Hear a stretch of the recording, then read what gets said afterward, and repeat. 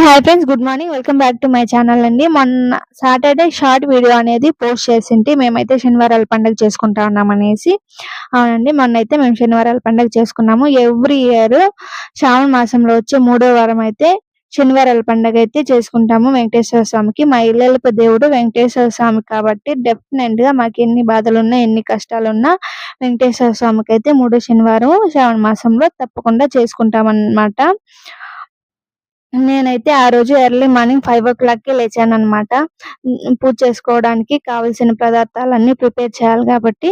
So, నేను early morning 5:00కే లేచేసి స్నానం చేసేసి నేనైతే స్టార్ట్ చేశాను. ఫస్ట్ అయితే నేను వైట్ రైస్ చేశాను. తర్వాత కూరాకు పులిగూర చేశాననమాట. కూరాకు పులిగూర అయితే తప్పకుండా చేయాలి మేము.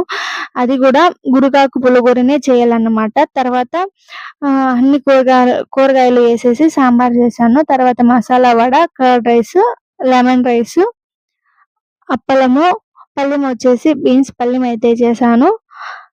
రసం పెట్టానన్నమాట. అవన్నీ దేవుడి ముందర ఆకులో వేసేసి దేవుడు 3 నామాలు అయితే దేవుడి గుడిలో వేసుకున్నాం అన్నమాట. ఆ 3 నామాల్లోనే వెంకటేశ్వర రూపాన్ని అయితే తలుచుకొని మేమైతే పూజ చేసుకోవడానికి స్టార్ట్ చేసామన్నమాట.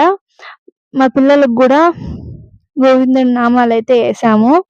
వెంకటేశ్వర స్వామి నామాలు మా పిల్లలు, నేను, మా హస్బెండ్, మా పిన్ని కూతురు అందరూ వేసుకున్నాం అనమాట. ఆ నామాలు వేసుకుంటానట్లే ఫేస్ లో అదేదో తెలియని కళ వైబ్ అనేది వచ్చేసింది అన్నమాట. ఫెస్టివల్ వైబ్ వేసుకొని తర్వాత పూజ పనులు అయితే మేము స్టార్ట్ చేసాము. ఆ రోజైతే 9 నుండి 10:30 వరకు రావు కాలం అనేది ఉన్నింది. ఆ రావు కాలం ముగిసిన తర్వాత మేమైతే పూజ పనులు అన్ని అనేది స్టార్ట్ చేసామన్నమాట. ఫస్ట్ అయితే మేము చేసుకున్న ఐటమ్స్ ఉన్నాయి కదా, ఆ ఐటమ్స్ అన్ని ఇట్లా దేవుడి ముందర అయితే ఆకుల్లో కొద్ది కొద్దిగా పెట్టుకొని, తీసుకొచ్చిన ఫ్రూట్స్ కూడా దేవుడి ముందర అయితే పెట్టుకొని, ఆ గోవిందుని తలుచుకొని, ఆ వెంకటేశ్వర స్వామిని నామాలు ఉంటాయి కదా, ఆ నామంలో తలుచుకొని మేమైతే పూజ అయితే స్టార్ట్ చేసామన్నమాట. పూజ చాలా బాగా జరిగింది. మా హస్బెండ్, మా పిన్ని కూతురు అయితే హెల్ప్ చేశారు ఈ పనులు అయితే చాలా త్వరగా అయిపోయినాయి అన్నమాట.